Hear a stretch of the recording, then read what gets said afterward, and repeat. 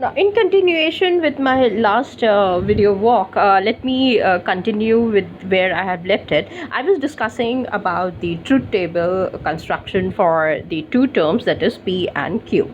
Now, if we look, I told you, look very carefully. The formula that we utilized was what? 2 raised to the power of 2. That is two variables or two terms, therefore 2 raised to the power of 2, which becomes what? 2 into 2, that is equals to 4. That means each of the term that I have used, that is P and Q, will exactly possess 4 values in it. Okay, so let us see how to assign these values for P.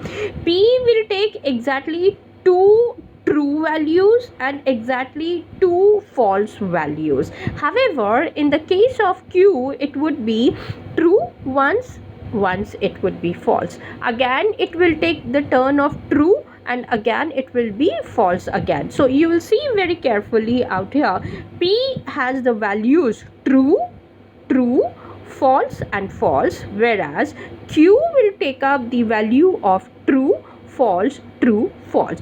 Or the other way round of understanding this would be, let me assign true value to both of them together, that is true for P and true for Q. The second instance, it would be P will take the value of true, whereas Q will take the value of false.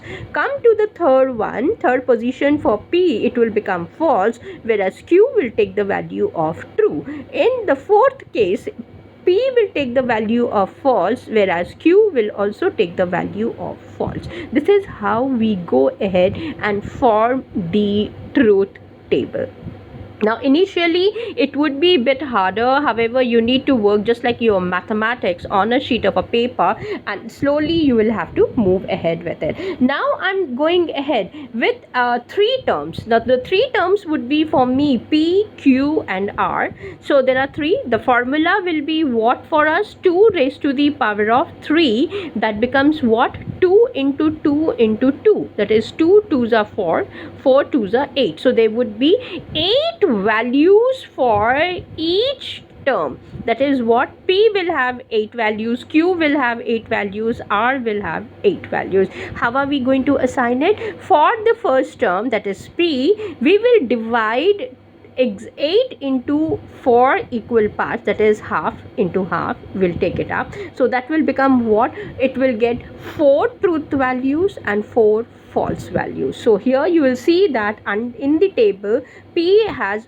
4 truths and 4 false. Coming over to Q, what will I do? The 4 parts of P will be divided into 2 for Q. So instead of true, this will become now 2 times true and then 2 times false. So you have seen that I have if you look at the table very carefully, you will see that Q gets the values of true, false, true, false. Now let us come back to R value now.